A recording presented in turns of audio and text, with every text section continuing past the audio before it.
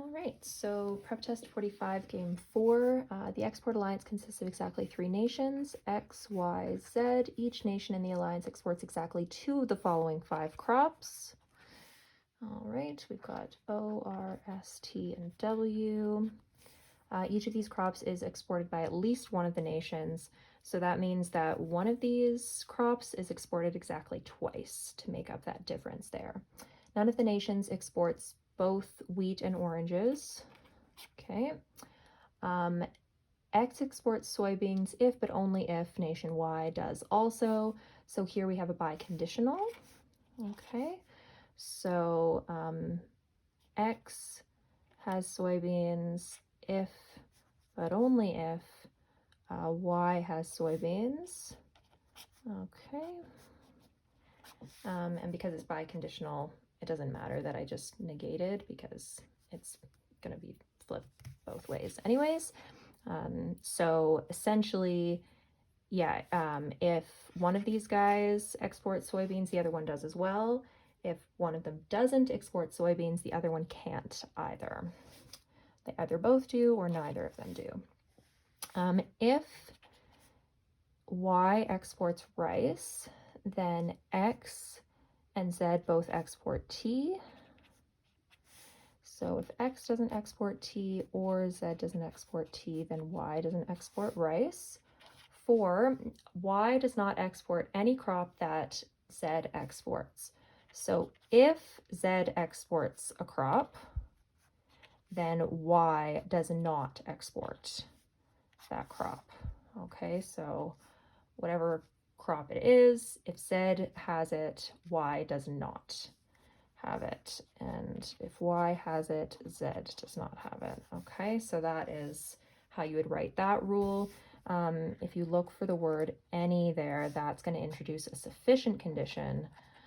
So any crop that Z exports, nation Y does not export. So similar to if we have if in the middle of a sentence, right? We would start there. That's our sufficient condition. And then we end it by bringing the other term over. Okay. Great, so that's the setup for this one. Let's do a couple of the questions and then I'll leave you to try the rest on your own now that you have that set up. So let's skip 18. You can figure that one out based on process of elimination with finding the rule breakers. So question 19. If X exports soybeans and tea, so X soybeans and X tea. All right, so X exporting soybeans means that Y does as well. That also means that soybeans are the crop that's doubled. So now, if anybody exports a crop, it's the only place that's going to export that crop because we have S twice. We need to have each of the other players at least once, and in order to fill the 6 spots, each one of them is going to be exactly once. I don't think I explained that very well, but hopefully you understood my meaning. Essentially, one of these 5 gets doubled, and that's how we make it to 6 to fill in these 6 spots. We don't have room to have any more doubled.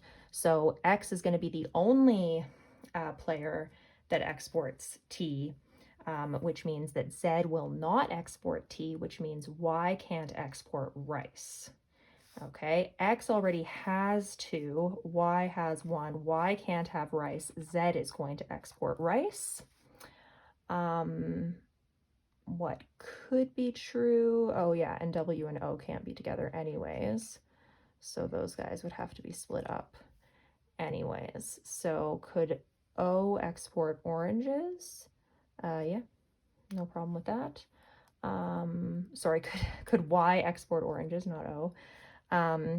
That is, yeah, that's fine. Y can't export rice.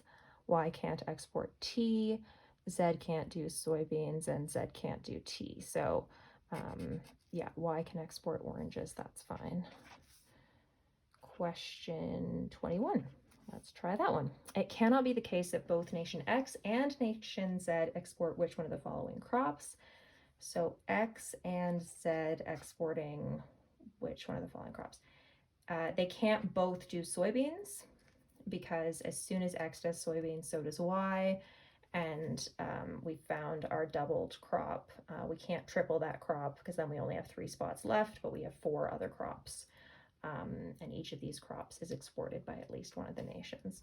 So X and Z can't both do soybeans. C is the correct answer. Okay.